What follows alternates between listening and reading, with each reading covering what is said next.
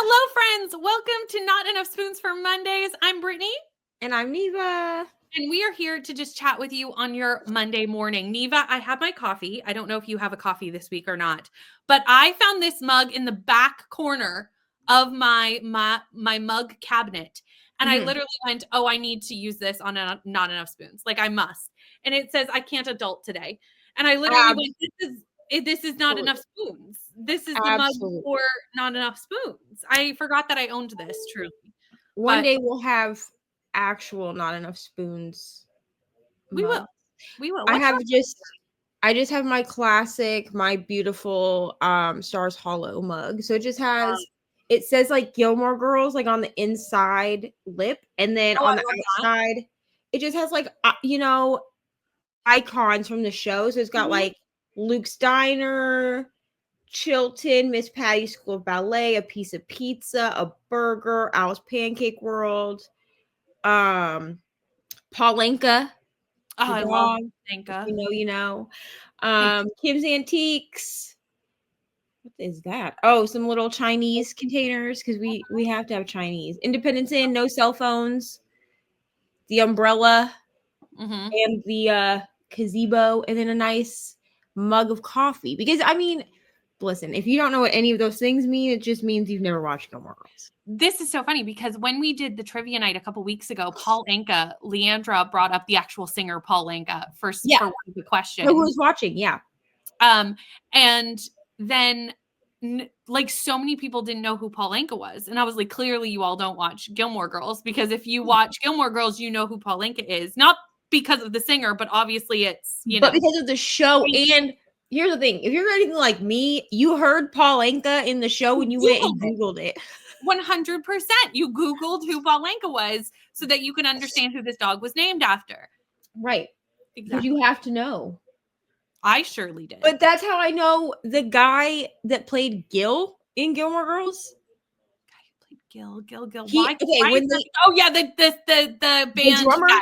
Yes. It was like older, but he like joins Lane's band. Okay. For some reason, my brain didn't connect to a character right away. Although I will say, friends, for anyone who doesn't know, she is under the weather. I am fighting off, I think, allergies. I don't think it's a cold, but I have allergies too. Brain is not quite moving at the speed to which it normally does. You know.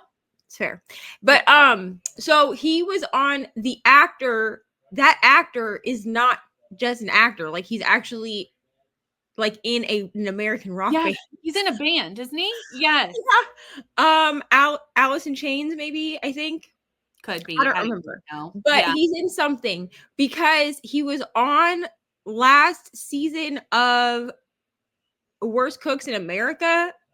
And I watched it and I was like, oh, I know who he is, because it was like heroes versus villains. Yes. So essentially like there were people from like reality TV. A lot of them I actually knew. Like there was like a chick that had been on The Bachelor who was like a villain, because she was like, I loved her. Her name's Corinne. I thought she's funny as hell, but like a lot of people on the show didn't like her. I get it, whatever. But I like the feisty character. Like sometimes I really like the villains, to be honest, because they bring something. Like sometimes the heroes to shows are just so like they're what you expect. Like they're as interesting as paint on the wall sometimes. And the thing is that most of the time the villains on a show, like especially reality TV, aren't actually that way in life. No. You know what I mean? So like you get to see so when they do other reality shows like this, like a competition show, you get to see who they really are, right? Do you know what I love about like sometimes when they do like reunion shows or people will do like a watch back, is because even in real life they weren't villains and like people didn't perceive them that way, but they were edited to look like that, to look that way.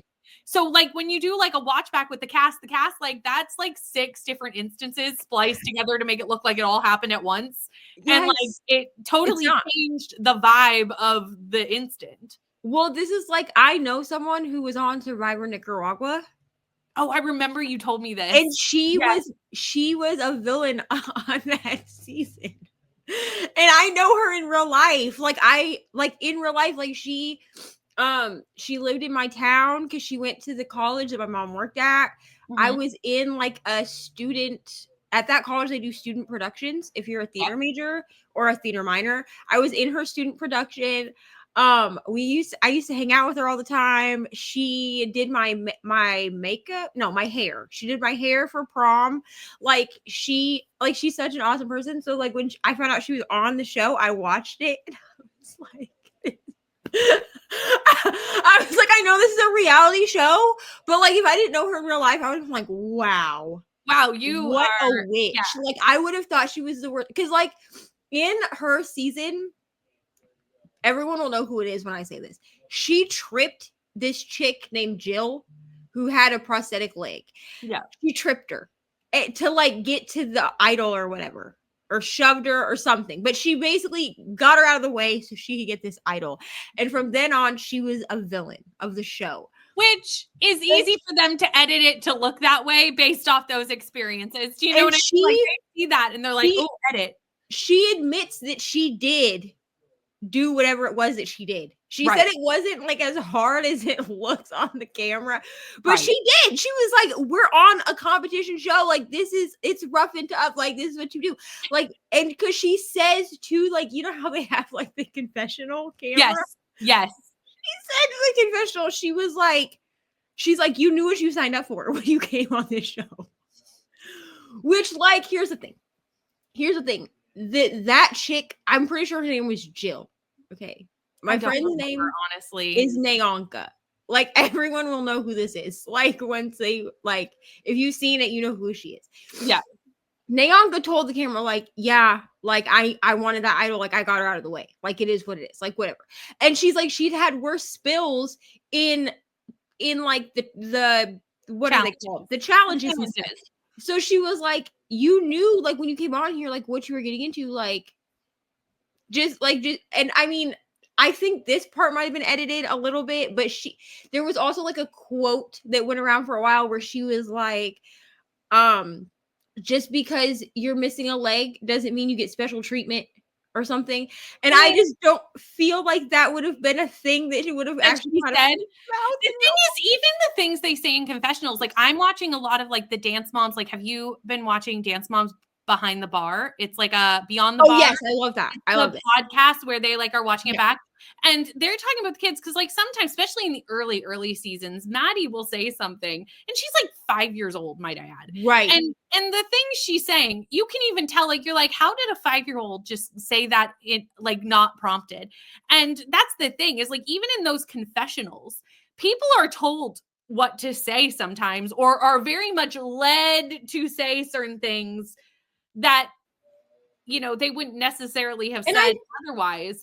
Because they're trying to create this outline for a show that they know they can splice together with the clips that they have or what have you. Yeah, I also feel like sometimes you can tell. Oh, you totally can tell. Not always with adults. Well, with adults, yes. Not always, depending on the kind of reality TV it is. Mm-hmm. Because some reality TV, now while all reality TV is scripted, okay, so sorry if I just some is much more scripted than others, absolutely. Some is much more, okay, so like the other day I was watching The Circle because I was like, oh, I should catch up on The Circle. I'll be honest, I kind of can't stand that show anymore. Like the first couple seasons were fine and they were like good and everything because like it's a social, so The Circle is a social media experiment. Mm-hmm. So you have the option to either go in at, you're trying to win, I think it's like $10,000 or something, like every show, but you have the option, you can either go in as yourself and set up your social media profile as yourself, or you can go in as someone else and be a catfish if you think that will work better for you. Mm-hmm. And then like it's revealed throughout the show, like as people lose, it's revealed like whether they're themselves or whether they came up with like an alternative. And essentially you get eliminated based off of what everyone else in the like apartment unit thinks and all this stuff. You get voted out, right? Mm-hmm. Okay. So the first couple seasons I watched it and I was like, okay, this is such an interesting experience like to watch, but it feels like the longer that it goes, the more you can tell how scripted it is. Right. And I don't like shows like that because like at least with like, I know that dating shows are stupid and they're like a dime a dozen at this point, but at least with most of those, yes, they're scripted, but they're not overly scripted. Like there are still like real emotions and like real Like people all have their own real thoughts. Now I was watching, oh God, what is it called? It's not the Ultimatum, but it's similar to that. So the Ultimatum is Nick and Vanessa Lachey, who also do Love is Blind. Love is Blind. Yeah. Yes. But the Ultimatum is essentially so stupid. It's so terrible. I feel like if your relationship is this far gone, you should just.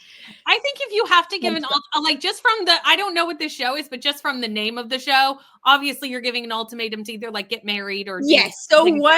So like if you and I went on this show together, because they do have like, and I'm using us as an example because first of all, we're platonic. And second of all, they do have like a lesbian version of the show. I'm hoping they bring it back for another season because they only did one. We have jokingly called each other platonic wives though, many times. So like you it's won't be offended if I use you as an example. So let's say that you and I are in a relationship. Okay. I really have no desire to get married, or I have like 1,001 excuses why, like I don't. Yep. You are like, we've been together for 2.5 years. I'm ready to get married. Like I want to spend the rest of my life with you. Okay. So we go on the ultimatum because we need to decide if we're going to get married or not. And apparently therapy, what is therapy? That we've heard nothing about that. Because it seems like none of these people have gone to therapy. Some of them say that they have, and I'm like, but have you? Because I don't feel like you have. Anyway, so they go to the ultimatum.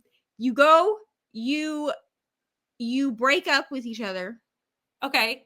Well, this is where it would instantly, because I could never break up with you. I couldn't survive. I could never leave you, Brittany. I would have a complete meltdown. We would have meltdowns. It would be over. We go, and I think we spend, it's like 2 or 3 days together, right? Okay. They are goodbyes or whatever.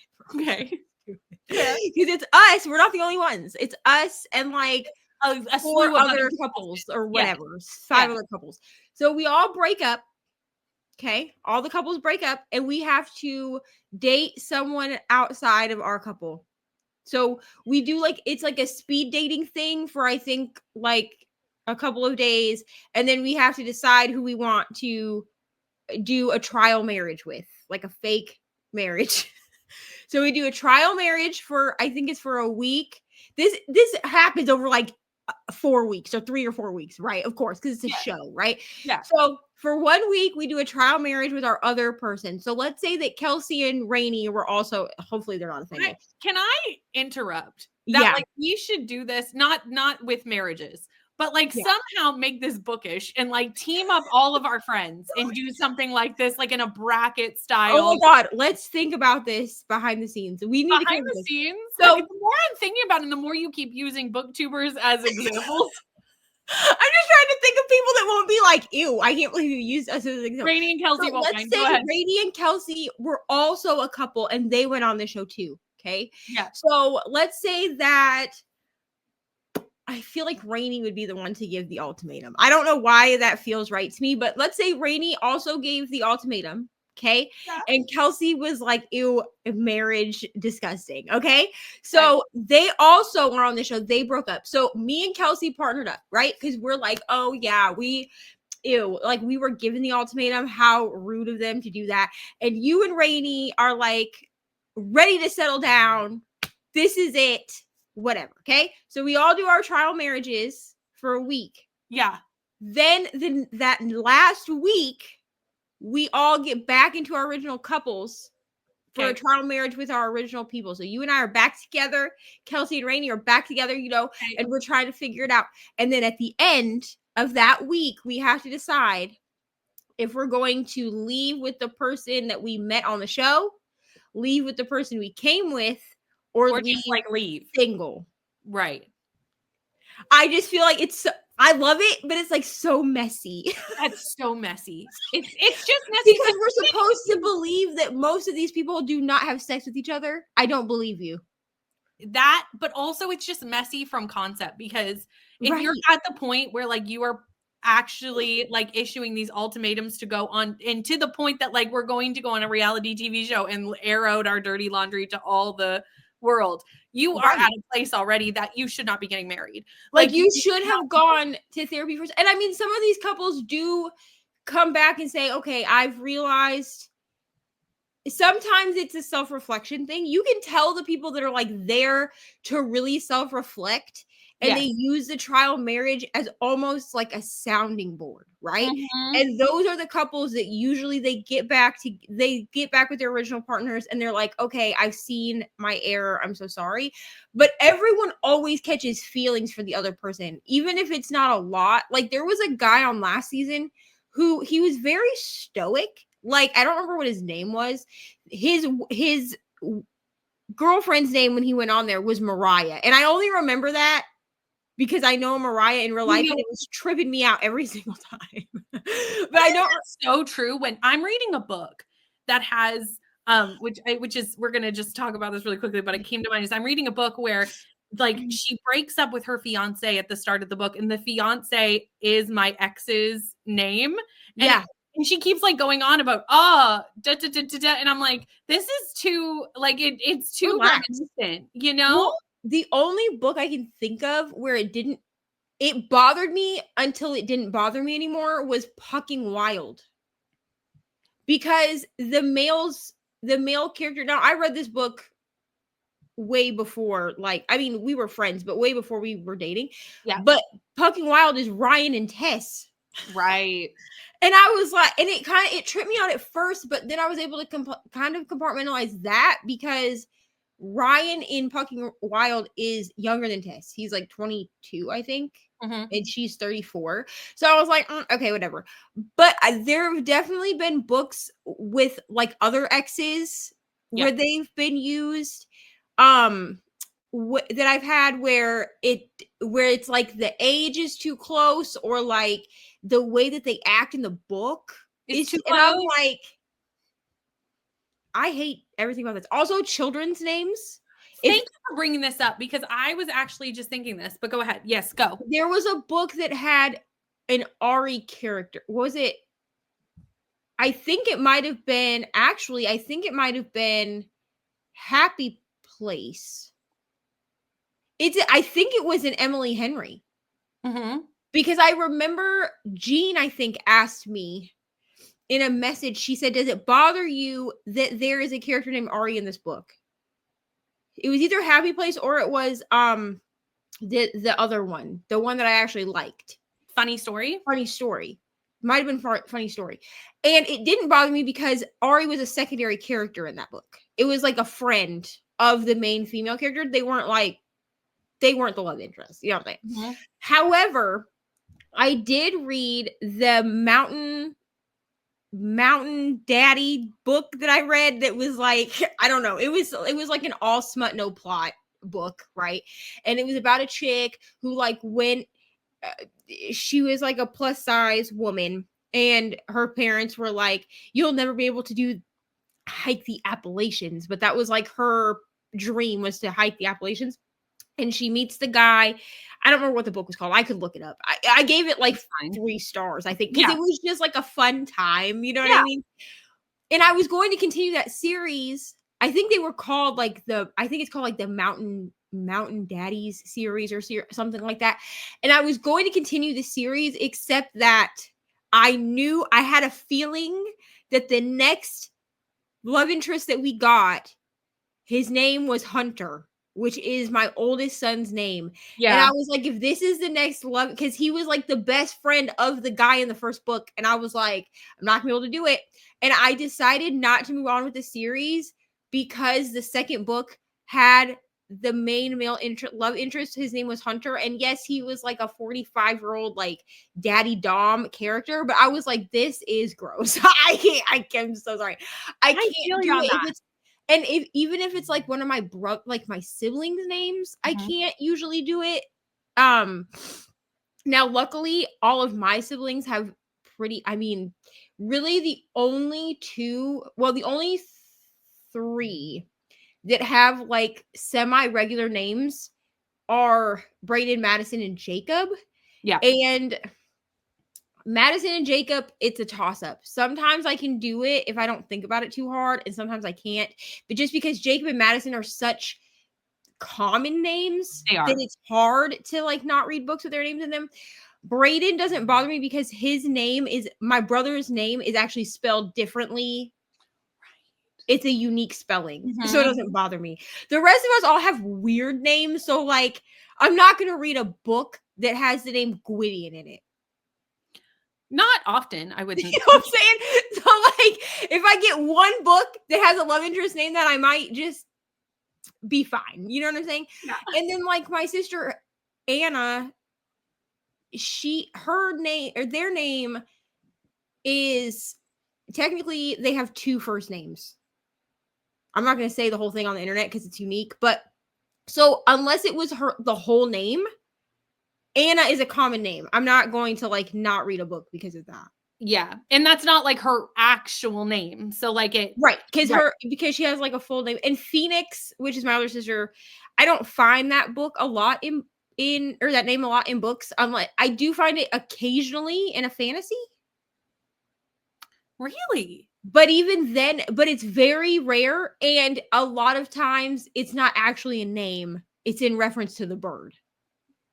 Oh, that makes sense. Yes. I didn't even think about the Phoenix bird. That. Right. So a lot of times it's like name? It'll be like blank the Phoenix. Like it's not even like an actual like name. Or like the Order of the Phoenix or something like that. Yeah. So it'll be like like in that like that specific thing, like the Phoenix's name in that franchise is Fox, but it would be like Fox the Phoenix. Right. And then we talk about the circle of life by, seeing Phoenix and everything. But a lot of times I think I've only seen like the actual name be used maybe twice in all my time of reading. Just since 2022 alone, I've read like 400 books because I looked the other day at my story graph because you can see like your all time. Yeah. There's like 400 books on there. Well, I mean, we read over 100 books a year. And I mean, there was one year I read over 200. Will probably never happen again. That was when I was in my romance era. So I was reading so many contemporary romances. And obviously those read extremely quickly. And honestly, I find that I read the most books when I've just been reading a lot of audio. Well, and that was the year the last 2 years, I really did mostly audio. This year, it is still mostly audio, but like in years past, it was like only audio. This year, I've done a lot more physical reading just because I'm working on Kindle projects that necessitate that realistically, because a lot of my Kindle books don't have audiobooks in existence. Neva. Yes. This weekend, you were busy here on the internet doing 24-hour sprints. How'd it go? I was. It went marvelously. I did not get a vlog. Here's the thing. Every month, I try to do a 24-hour sprints vlog, and every month I fail. I find it so hard to film vlogs when I am live. There's something about being live that makes it hard to, because you're talking all the things to the camera already. Right. Live. And so I feel like I'm just repeating things. Yes. And I also feel like, here's the thing about me. So we moved, for anyone who maybe hasn't tuned into 24-hour sprints in a while, for 2025, we actually moved them to 6 p.m. Or later, which I love. Yes, they start at 7 p.m. Eastern now, because I took a lot of feedback the last 2 years that I've done them, and a lot of people were saying like, hey, we know that it's convenient for you to do them at like 2 or 4 o'clock in the afternoon, because what I was doing was I was starting them before Ari got home from school, and then we were going like that. But the problem is that we start them on a Friday, so people are working. It's hard. I thought about moving it so that we were doing it over Saturday and Sunday. But Sunday's your day off usually. Yeah, but the problem is that Sunday is my day off usually. And to start them on a Saturday is actually more difficult, because while, yes, everyone is home on Friday night when I start them now, everyone has been fed. They're going to bed. Like it's transition time in my household when we start. And to start them on a Saturdays, weekends for us run later. So like Ari doesn't have to go to bed really on a Friday or a Saturday until 9 p.m. Yeah, because it's not a school day. Right. So it's harder to do them because that was feedback that I did get. And that's why I didn't do that, is because I was like, this is not going to work. Also, I like to take Sunday off. I like to not be on the internet on Sunday. And even though it would only be once a month, it's still, I don't know, it just didn't really sit well with me. But because of them being moved later to start on Friday, on that Friday, I've already done my reading for the day. Right. My reading is very regimented. So I will usually read like before I go to bed at night. Like I'll read like as like nighttime, like whatever, like a fun time book or whatever. But my hardcore reading has already been done. So by the time we start 24-hour sprints, I'm not really even reading at that point. Right. Like Because you've already done it. Yeah, I'm doing other things. Like I'm doing like behind the scenes work if I have like graphics or something, or maybe I'm editing if I'm not the one running the sprint, or I'm just like playing games, watching TV, like whatever. But I'm like doing like self-care tasks at that point. So to make a vlog, I could do like a weekend vlog, I guess, but I don't feel like I do enough crap in the weekend to constitute a weekend vlog. I know this. I know this because this is me as well. Like, how many times have we, because we do this weekend check-in now every Monday when we do this. Yeah. And what did I message you yesterday when I said, just FYI, because check-in, I did no things. I mean, feel I like did remember one thing I did. So we can talk about that one thing. But like literally this weekend was not a running around weekend. It was very much an at-home weekend, which was nice to have. Right. But that's not really interesting for the public. But I also feel like as parents of differently needy children, sometimes what is a busy weekend for us is not actually like interesting to the public. Because I can be doing a lot of crap on the weekend, but a lot of crap might be that Ari was really restless in the house and it was warm outside, so we went to the park. We went outside. Yes. It's a lot of kids activities, which again, we don't show our kids activities online. So there's the weekends tend to be kid and family focused, oriented, most of the time. Obviously there are times, but even if I'm doing something like this weekend, I went to a book exchange, but that was only an hour of a 48-hour weekend. Right. There's not enough to show a lot of times for weekend vlogs, which is why I don't do them very often, because like reading on weekends, I don't read enough. Yeah, and I read some on weekends, but it's not as much as I'm reading during the week. Exactly. My reading, and honestly, my reading on weekends is mostly audiobooks after people are not in my face. So if Ari like goes to her friend's house to play, then I'll be like, oh, okay, I've got 2 or 3 hours. I can play some Wildflowers and listen to my audiobook. But as soon as Ari gets home, I can't do audiobooks anymore because she needs something. So I'm stopping the audiobook every 5 minutes. I actually said something about this on Saturday during 24-hour sprints, because I was like, I'm gonna be honest, like I haven't read anything, because every time that I go to start even picking up a physical book, like, because I was even trying to read like on my Kindle, right? And I would pick the Kindle up, I would turn it on, and no sooner had I settled back and started reading, here comes Ari, mom, here comes Brayden, sister. He doesn't call me sister, he calls me by my actual name, but he uses my full name and I'm not putting that on the internet. So like he comes, you know what I'm saying? Somebody needs something. So then I'm like, okay, cool, yeah, whatever. I think an alarm goes off in my house when I sit down. I truly think that's what happens. I think I sit down, and I think every parent can relate to this. It's not, and it's not really what happens, but it does feel this way at times, that as soon as you sit down, inevitably someone will require your attention, like immediately. And even I could be doing housework and getting something accomplished, and somebody could come talk to me the entire time I'm washing dishes, like if they wanted to. But no one bothers me. I'm getting a task done when they could easily come talk to me. And as soon as I sit down to do a quiet activity, that is the moment that somebody is like, Mom or Brittany or whatever they need. And I don't know what goes off in the world, as if there's like a bat signal that's like, she has sat down, but swear. Well, and this is why, like, when the kids had spring break, right? My Yes. brother was gone because he actually he had a trip that he had like saved up for, and like he had worked an outside job and everything in order to go on this trip. They went to DC, and they have to pay for their own trip. That, like, they fundraise and then they raise their own money to pay for this trip. So we knew that he was going to be gone. So, but I still had Ari here. And some of her friends over that week were not in the neighborhood because they had left or they were doing other family things because it's spring break. So people were messaging me asking like, "Hey, do you not have a whip-in chat this week? Hey, do you not have a video?" It is actually really hard for me to film sit-down videos if Ari is home.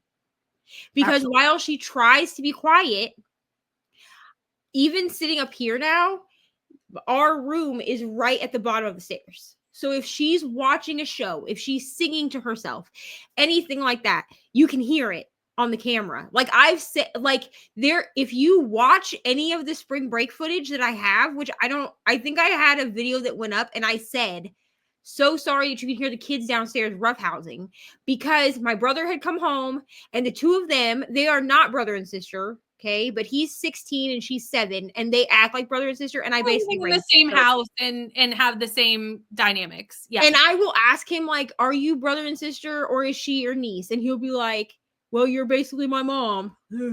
Whatever. He's an idiot. Anyway, so you can hear them in the dining room, and you hear Ari scream. You know how kids do, like when they're being chased or whatever. Like a squeal. Yeah. And I was like, "I'm so sorry. The kids are downstairs. They're fine, but they're downstairs being dumb." There's nothing, like literally, there's nothing that I can do. Like, well, and I think let's normalize kids making noise. Like let us normalize this, because children are going to make noise. They're kids. They're and if they're having fun and playing and not doing anything, I'd rather kids be having fun and not doing dangerous things, in having a good time and being loud. Like, it's fine. Kids are loud, but when you film on the internet, as someone who films on the internet, yeah, I'm constantly editing out noise. Like, if you notice my minutes, like I am just, I'm clipping out noise every 2 to 3 seconds. And if I was doing something like a whip and chat, which I don't do on my channel, but I couldn't even imagine trying to do something like that, because you can't edit with that, or the continuity of the whipping does not work anymore. You know what I mean? Of the diamond painting. Yes, because I don't edit my whip and chats. For anyone who doesn't know. But it doesn't make sense to, because the whole point is to watch you do it. And even like my cozy gaming chat that I filmed last week, again, that's one video. It's one thing, and there is a spot in that where I stopped talking because the roommate walked through, and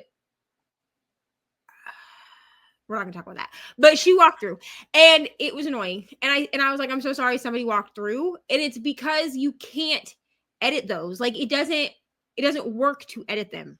The continuity of the gameplay, which is of the gameplay or of the crafting, it doesn't work. So that's why, like in the summertime, a lot of times my whip-in chats are way more sporadic, because I have to find a time when everyone is quiet. So a lot of times I have to film them at night, the night before. And so I have to make sure that I have good enough lighting in order to see what I'm doing. And I have to do all this stuff, because in order to make a whip-in chat work, and while whip-in chats are much more low key, so like I don't mind if someone like walks into the camera really quick and is like, "Oh, are you recording?" or "What are you doing?" and I say, "Oh, I'm filming," and then they're like, "Oh, okay, my bad," and leave. Fine. There's definitely been times where I have talked to other people in a whip-in chat because they're in the room with me. Yeah. But I can't have a whole conversation with you while I'm trying to whip-in chat. Exactly. Like, it has to be a quick in and out situation. So it's a lot of times they're much more those are much more sporadic. Vlogs are actually easier to film if I have to have everyone home for a long period of time. So like in the summer or during breaks, those are a lot easier because they are just clips. And they're short and sweet, and to the point. Right. A vlog clip is maximum 5 Sometimes I can go for 10 minutes, but that's rare. And that's just when I'm feeling a extra 10.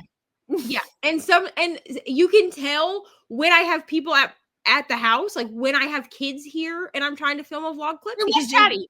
they will be much shorter, because I'm like, okay, you got 2 minutes before she comes up the stairs. Right. You If have they're to not get your home, drinks out quickly. if they're not home or they're all asleep, you might get like a 10-minute chatty bit, because I'm like, oh, I can talk to the camera. And especially because this is like a little sneak peek. I don't actually know if these are going to go up or not, but I have been given a task by my therapist. Everyone knows I'm in therapy. Okay, I'm very open about that. My therapist knows that I do YouTube. So she was like, she wants me to basically do like a video diary, which makes me a little nervous. She's encouraging me to like post them. If I do, it will only be on Patreon. Yeah, it can just be for a small group of people. Yeah, Exactly. if I do post them, they will either be like unlisted videos that are just like on my channel where you can't see them. Yeah. So that at least then I can, because what she wants is for me to be able to look back on them in like a year to see where I am, especially with some things that are happening in the background. Yeah. But she was like, I feel that you should post them somewhere, and you have like where someone could see them. And she's like, and you do have like a paid service. She's like, and not everyone is going to pay for your Patreon. She's like, that's just the reality. But even if you wanted to keep it just for like even close friends, you could still do it as unlisted and send the link. Correct. Or just and be like, you, right? Yeah. Or make a playlist and then they can have the link to that playlist. And then be like, here, y'all, you can go watch this. Yeah. Right. Exactly. So, but like last night, I filmed, I think it's like 15 minutes, like a 15-minute clip. Cause like I had kind of like a breakthrough with myself. And I was like, oh yeah, therapist said I should turn my camera on whenever I feel like I need to, because I'm a verbal processor. Like I process things by talking about them. Mm-hmm. And I filmed a really long clip, and I even say, like in that clip, I said, okay, well, the next clip that you see will be about books. Because she did tell me, she was like, just film it the way you would film like a reading vlog. Well, because that's also how you're comfortable talking to a camera. Right. Like, but she was like, just share things that you wouldn't normally share. Because while, yes, I'm very authentic and real and raw on my channel, I'm very open about the fact that like I have mental health struggles and I'm neurodivergent and I do therapy. There are still things that like the general public don't know. Because first of all, because they usually involve other people, and it's not my business to tell other people's business. And also because like I chose to be on the internet, but other people in my life did not. So sometimes talking about other things that are going on would make it so that they don't have a choice but to be on the internet. And that's not okay. But also sometimes when you're processing something, it's hard to share about it in real time. That doesn't mean maybe down the road, once we've had time to process it and go through it, we don't share more about something later. But when you're in the middle of processing things, no matter what they are, good, bad, or indifferent, sometimes you don't need everybody's opinion. And the problem with putting things out for the public is you are inviting opinion immediately. You invite opinion. And when you are still trying to decide your own opinion on anything, again, good, bad, or indifferent, you need that time to process it yourself. And you don't need the influences of everybody's voice. Maybe just a couple of trusted voices if you really need somebody, even like you said, because I've been the recipient of many a Voxer from you that is like, I don't actually need you to have an opinion on this. I just need to talk this out. And this is where I've chosen to talk it out. And similar to what you're doing with these video diaries, right? Like just a place to speak into the universe so that I can kind of say my thoughts, and as I say my thoughts, can process my thoughts as I'm speaking them aloud. So yeah, that makes perfect sense to me. Yeah. So like last night, like everybody was asleep, and I was like, oh, I should talk about this now, because here's the other thing is I talk to myself a lot. Like, Oh, I yeah. verbally process things with myself a lot. Yeah. So turning the camera on to verbally process is not, I mean, it's an extra step, I guess, but that's about it. Like, it's not like it's that much different No. than if like, but I do the same thing when I'm like making a reading vlog and I'm like, oh my gosh, this part of the book. And then like I start to kind of talk about it out loud and I'm like, oh, I should put this in the vlog. I do the same thing. This happens So, to me a lot in vlog clips too, where I will start talking, and even if I'm like, okay, there was a book that I read recently, and I was like, something's missing from the middle of this book, and I couldn't even pinpoint it to myself until I yeah. started to describe it to the vlog. Does that make sense?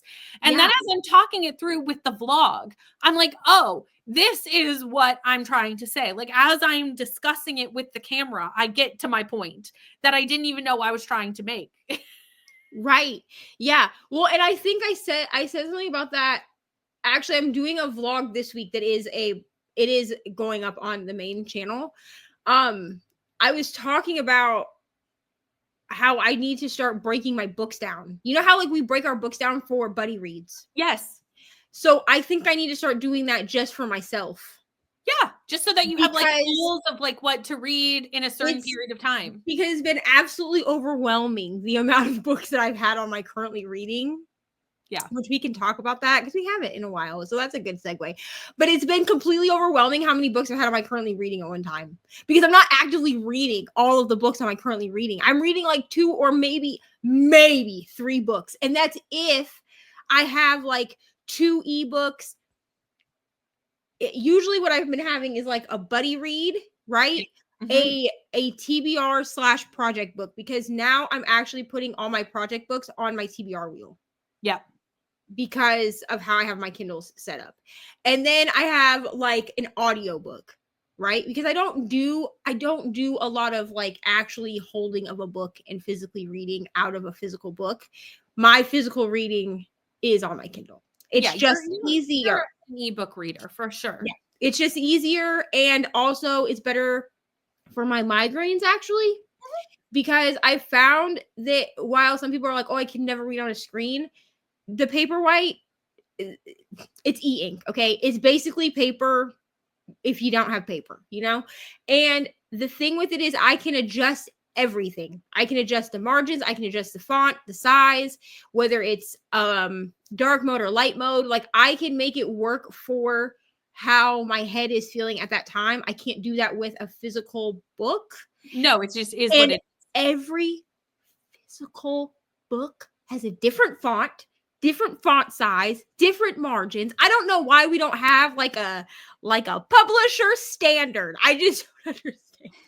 Well, we don't have a publisher standard for anything. But Anything. we just have a size of book standard. I would That's take what I'm that. saying. Like we don't have like if we had a here's the thing. If we have like a publishing standard for like this is the size a paperback is, this is a size a hardcover is, then you could also have like a font standard and like a size font size standard. You know what I'm saying? Yes, like, I do. I feel like publishing is like women's clothing. You know what I mean? Like truly. it's the same, like there's no rhyme or reason to And the it's never the same. It's never the same, even if you call it the same. You could be like, this is what a romance paperback is.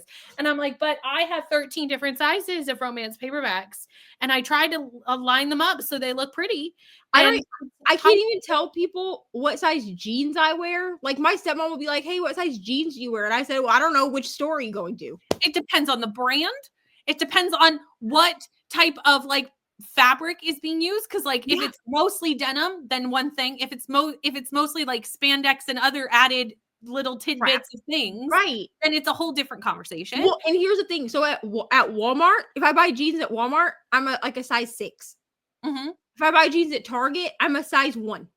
And that should not be possible. That should not make sense. It's so weird. Like it's so weird. And I have a son, and men's clothing is not like this. Men's clothing is very much, this is the size, and in every clothing, you will fit that size. And I don't understand why we can't do that. Children's clothing is not like this either. No. I have a 7-year-old. Her clothes are her clothes.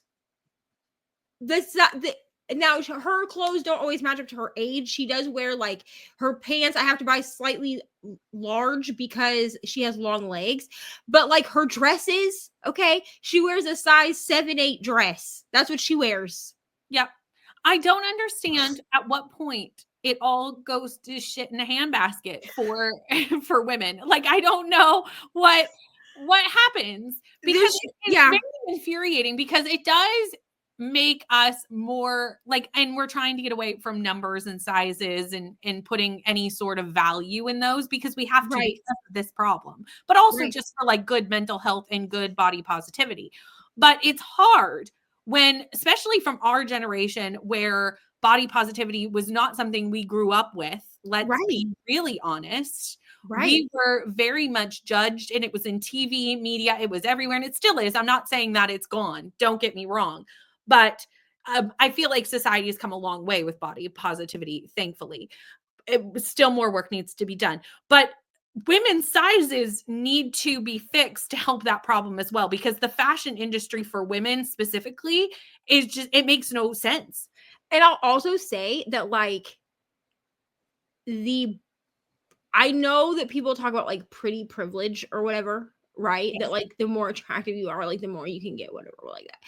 But I will say this, the body dysmorphia issues that our generation has goes both ways. Like, I am a very small person, okay? I'm 5'3.5" ish, and I'm about 120 pounds. Now, I've not always been 120 pounds. I'm actually like, outside of pregnancy, I'm not quite the heaviest I've ever been. Like biggest, you know what I mean? Yes, I do. The most weight that I've ever been, but I'm at like a good spot. Like, I look healthy, like where I'm at. However, growing up, I had a very fast metabolism. I was a cheerleader. I did like color guard. Like, I did a lot of things that kept me very active. So in like high school, at my heaviest, I was only about 110 pounds. And I didn't even hit 100 pounds until I was in like 9th grade. Right. So like, people would make comments about like being like that I looked like heroin chic. Oh, that's awful. Okay, so you know, like, and when I talk about that, I'm talking like Nicole Richie, because that's what they would say about Nicole Richie. And like, that does a whole other, and I understand that like making comments about people and how like them like plus size women and, you know, oh, she's so fat or whatever, that's damaging. Absolutely. Like, I'm not negating that. But doing it the other way is also damaging. Like, I had family members, they've apologized to me now, like as an adult, and like, I forgive them. It is what it is. I don't think that they really meant it maliciously, but growing up, people constantly were like, oh, you need to go eat a sandwich, you need to do this, you need to do that. I could put down just as much food as some of my cousins could, some of my male cousins could, and it just didn't matter. Like, I just wasn't gaining weight, but the doctor was like, well, she's healthy, like she's fine, like this is just what her body is. But I think that the thing is like, skinny is also not enough, right? So like, in the media growing up in the 90s and the early 2000s, you wanted to be skinny, but you wanted to have big boobs and like a fat butt. There was a certain body type. Yes. You wanted to be this like unrealistic standard of curvy and skinny. And like, even after having children, and I do have curves. Like, I am a curvy person because you naturally get some curves after you have kids, your hips widen and things like that. And I have like a butt, and like, I've always had a pretty large chest anyway, especially for how small I am. Like, that just is the curse of large chested women in my family. Even then, like, I am not that standard. Like, I'm still just like a skinny person, but like, to have this like you wanted like the Nicki Minaj butt, but you wanted to also look like a beanpole with big boobs. Yeah, it doesn't make sense. And I think you're so correct that it goes both ways. And I think we're on opposite ends, because I would be considered plus size. You're, you know, smaller. And either way, women have constantly had to live under comments on our appearance that men just do not have to And I'm not saying it's completely not for men as well, because some people do comment on men's bodies in ways that are not okay as well. So I don't want to discount that. But women just in general, there's always something that someone's going to comment on, and it's gotten into our psyches, I swear. We only have 10 minutes left of this morning show, which is crazy. I don't know where this hour has gone, but there is something that showed up in Neva's mail that I do really want to know what's in. Okay. And I want to make sure we get to it before, because I want to have a say on what has arrived in Neva's mail. This probably won't take very long. No, we'll see how long it takes. So we could do this, and then we could chat really quick about what we're reading. Yeah, sounds good. We're gonna do that. Okay. So Ari and I received a package from Jean. She sent us stuff before, so thank you to Jean. There will be some clips of the kids trying this, because my brother hasn't tried any of these at all. And I think Ari and I only tried one. Jean said we've tried two. But we might have tried no recollection of the second. I know I've tried one because it's Ari's favorite American candy.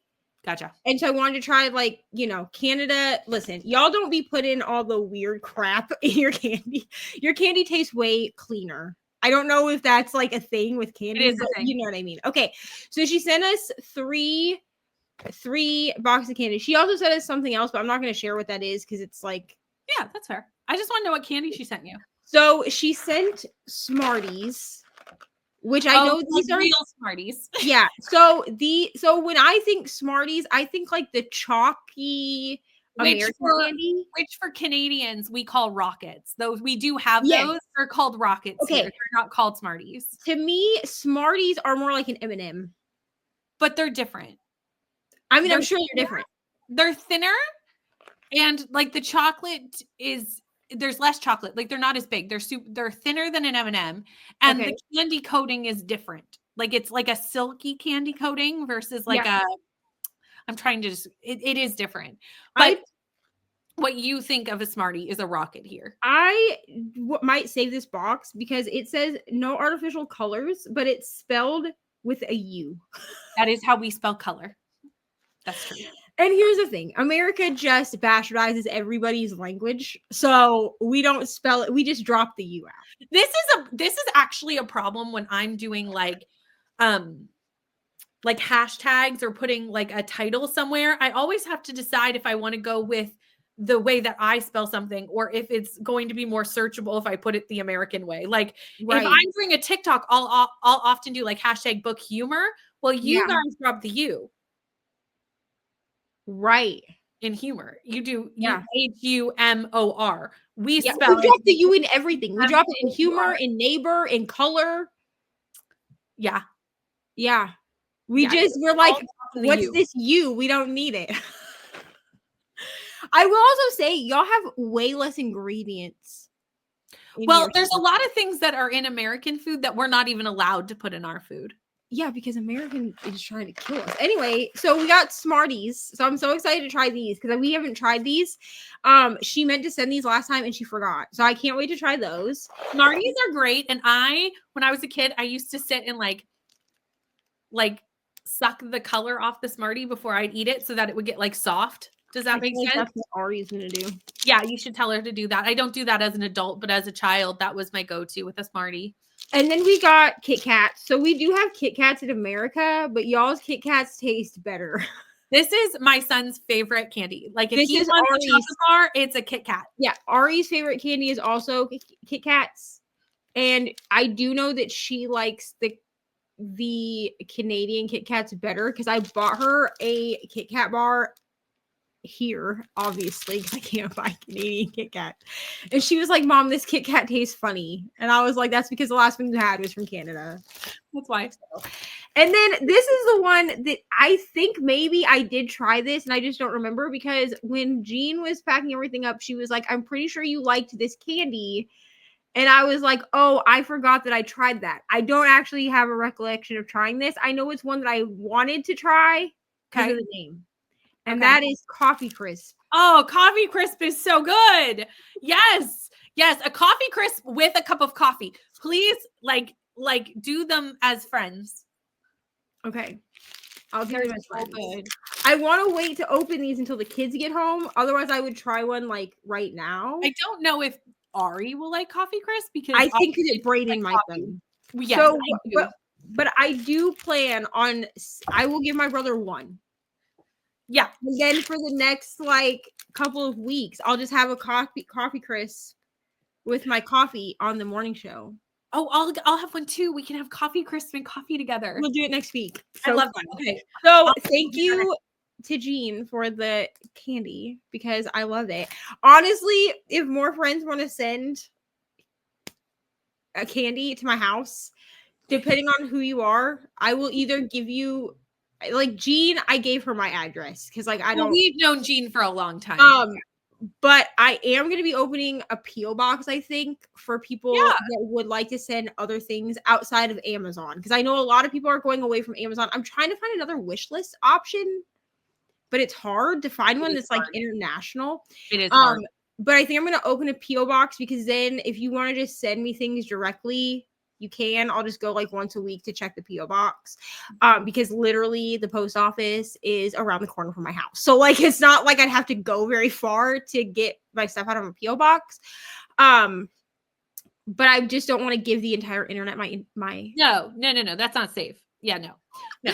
Absolutely not. I love trying, like when we did the Can I Trust videos and I did like the trying of like the Australian things that Crystal told me to try.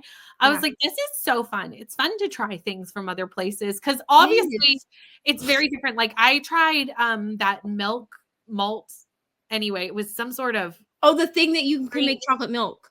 Yes. Yeah. I can't remember the name of it now. You like a Tim Tam. But it's like I didn't try a Tim Tam. Was that not what you tried? No, Leandra did. Where you sucked the milk through the... Yeah, I didn't. Leandra did. But we have Tim Tams here. Like I can go to Sobeys and buy a Tim Tam. Like it's something that is here. I've just never done. Are Tim Tams the ones with like jelly in them? No. They have cookie inside and you bite the corner off each one and then you suck the liquid through so it makes the inside like smushy. Soft. Yeah. And apparently you can drink coffee through too. Maybe we try Tim Tams at some point together with our coffee. We'll have Coffee Crisp and Tim Tams. Okay. I'll have to figure out how to get a damn Tim Tam. See, we have them at the grocery store here. Like I can just go. I've never even heard of Tim Tams until y'all. Right next to the Oreos. I mean, I love a good Oreo. Same. But yeah, but I'm so excited to try these Smarties, especially because the Smarties were what I've been wanting to try. I mean, I don't know if these kids are going to get any candy after one. I mean, our Smarties are definitely better than your Smarties because I've had a Rocket and I know what those taste like, and they're just kind of so gross. My dad just bought like they make big ones here that are like this big, and he brought them out to my brother, and he was like, "You guys can share these." I was like, "I'm not eating that." Do you know what the big one? There's like a, I don't know why my brain went here, but there's like a, like for gas where there's those big ones that you like drop in water and it like dissolves. And I've never actually seen one in real life. I've only seen it on commercials, but you know, that's what it looks like to me. The big ones of those. Exactly what it looks like. That's 100%. What are those called? Tums. Yeah, but like a big one that you like drop in the drink or whatever. And they I'm like, taste like that too. No thanks. Well, they do. I hate Rockets. I'm like, the only time I actually even really see Rockets here in Canada, because it's not something that, like, I guess you can buy at places, but it's not really something that you see, like, you know, at the grocery checkout with all the chocolate bars. Like, people don't have them there because they're gross. Why would anyone pick that? But they're giving out a lot on Halloween here. Like, they're a common Halloween. I think because they're cheap. Exactly. To be honest. Do we want to go over what we're reading? Yes. Yes. Do you want me to go first or do you want to go first? You can go first. You have your stuff there. So currently I'm reading 3 books. That's not bad. Now my actively reading says that I'm reading 7, but I'm only reading 3. So I'm going to the audiobook, the specific audiobook I'm reading. I'm not going to go into a lot of detail about it because it is for one of the like reading my friend's favorite books things. So I don't want to spoil anything, but I am reading Spells for Forgetting by Adrienne Young because the friend that is up next gave me this book And it's actually the only friend that I've had to date that did not switch out their books. When I said, what friend gave you this? That wasn't, because it wasn't me. it wasn't you. No, I know. You'll have to tell me when we get off camera. I will tell you off camera, because when I tell you, I don't know if you'll be surprised. I was a little surprised when I read through her list. It is now I will say all of the friends that I have so far are women. So I'm not like misgendering anybody or saying like whatever. All of the ones that I have are female book friends. I have a lot more female book friends. That just is what it is. But she gave me a couple of fantasy-esque books. And I was like looking at the list and I was like, some of these I feel like would be books that Brittany would give me. Oh, Spells for Forgiving is one of my favorite books. But yeah, Spells for Forgetting. So I have that. I've been listening to the audiobook of that one. And also, how did I not know you were listening to I did not know you were reading this. Like, this is my reaction, friends. I'm sorry. I know we're trying to do genuinely, because I hadn't told you. I didn't. I actually didn't know that. I didn't remember that you had read this. That's first. So one of my favorite books. My bad. But I started listening to it and I was like, because I read the first book that she gave me. Yeah. And that was I did talk to you about that one. That was a romance book. It was like a divorce story. I think I talked to you about that one. I think you did, but I still can't think of who you're talking about. And because you know, yes, I can. You know who this is. I didn't know they liked this book. I didn't know they liked Spells for Forgetting. So I was like, oh, Spells for Creating. Okay. So I looked it up. I was like, this is the book, right? And she was like, yeah. And so I started it and I was like, wow, this seems like a very Brittany. Oh, it is. And I need to message that friend and speak with them immediately. So, yeah, I am about 11% through, but I'm honestly, I mean, I can tell you that I'm having a good time. Like, that's not a secret. There is something that happens in the later half of that book where when you get to it, you will know, because you know me and you will know. Okay. And trust me, you will know at that moment in time. I literally put the book down and I went, I'm done. I'm cooked. I'm finished. Is this book going to make me cry? No. Okay. So I'm listening to that, and I'm really, the narrator for that book is really good. Like, I'm really enjoying the narration. It's very, I think it might have a man in it. I don't remember, but it's just very like, I don't know. It's very like whimsical, and like I do like Adrienne Young too, because I read Fable by her, the first one in that series. I know that's like a series. I don't remember what the series name is. I have it in my series spreadsheet. I'm planning on finishing that series actually at some point, because I really did like Fable. That is a boat book. You might not like that one. But I've tried her her early stuff, which is YA, and obviously her newer stuff is not YA, and she's now transitioned into adult. And I did enjoy the YA when I read it, but because I read Sky in the Deep. Yeah. And I did enjoy that, but I will say I really like the adult books, the adult stuff significantly more, and enjoy that. I mean, it's also a very different style of writing, honestly. Like, the genre is very different. It is. And I was honestly, for Spells for Forgetting, captivated from like page 1, to be honest. I know. Like, I started listening to it and I was like, oh. Yeah, it's very different. And it's definitely a book that I can play Wildflowers and listen to, and it like the vibes are the same, because Wildflowers is a very like whimsical, it's a farming, well, no, it's not, it's a life sim with farming, but you are playing a witch in that. Yeah. And so it's just, the vibe is on. And then I'm reading Quicksilver. I'm not very far into her. I'm 36 pages in, but I'm enjoying her. I did try to pick her up during 24-hour sprints, and it was not working, because I am listening to the audiobook for this. Yes. And everyone kept coming in here. And I was like, can I just listen to my book, please? Because every time I start it, I'm like, yes, the vibe. I don't know. A good solid 200 pages to be fully in love with that book. Like, I was enjoying my time, but around the 200 page point, there is a moment again in this book. Yeah. When they get to the sword part. Okay. You need to message me. I also just want to say, this is the Gigi and Bo bookmark that I picked, because I was looking through my bookmarks, as one does. You know, we need bookmarks that match. And I was like, I don't have any bookmarks that would match the most of this book. And then I found this, and I was like, I think there are butterflies on the cover of this book. Like, there's not very many. No. But the butterflies, Like purple match butterflies, they're like perfectly the perfectly. same. Yeah. So I am listening to this as audio just because she's a chunky girl, and I am using my Kindle that usually I would use for Kindle Unlimited clean out for something else. So I am doing this. And then actually technically I have 4 books. I'm so sorry. And then I have North is the Night. I'm reading this with Kristen. Yes, I'm reading this with Kristen.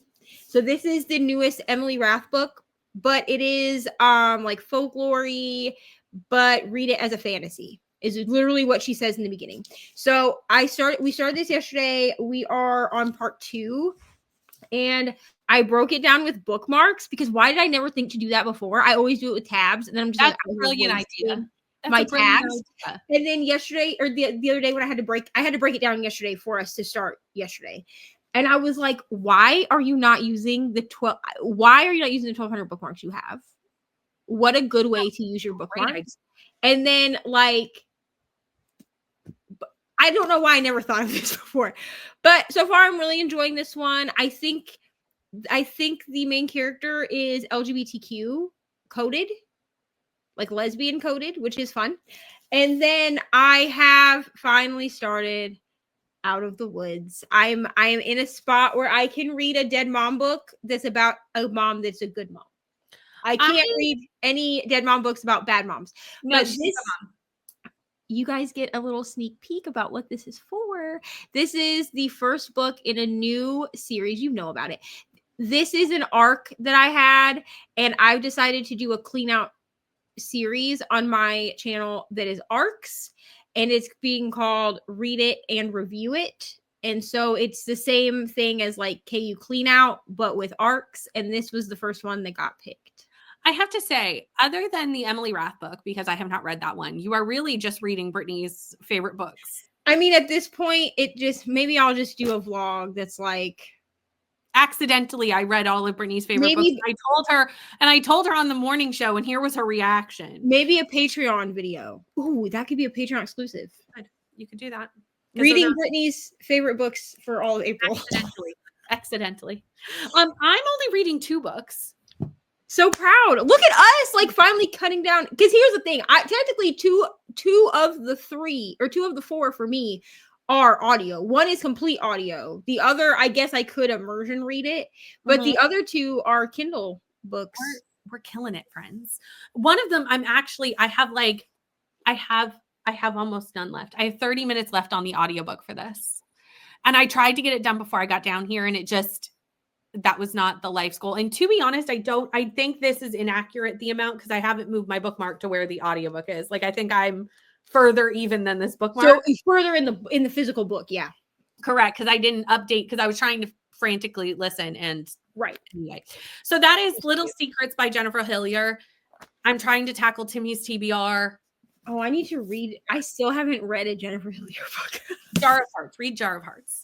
And y'all have been yelling at me for years to read Jar of Hearts. Yeah, so I'm almost done this. This is almost done. And then I finally started Wind Witch. I did it. I started. Yay. I did it.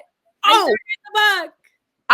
Also, I didn't mention this, but we are finally, by we, I mean me and Margaret, are finally finishing House of Bane and Blood today. We only have like an hour of the audio left. We've just been sitting on an hour of the audio. It's fine. She messaged me this morning and she was like, hey, can you start this today or tomorrow? Or can we finish this today or tomorrow? And I was like, I can finish it as soon as I'm done with Britt. And she was like, all right, cool. Perfect. So yeah, that's all I'm reading. And we've been chatting for over an hour. So we're going to end it here, friends. Thank you so much for hanging out with us on this lovely Monday. We love having all of you and just sitting and having a chitty chat together. We will see you next Monday for another episode of Not Enough Spoons. I hope you have a great Monday, friends.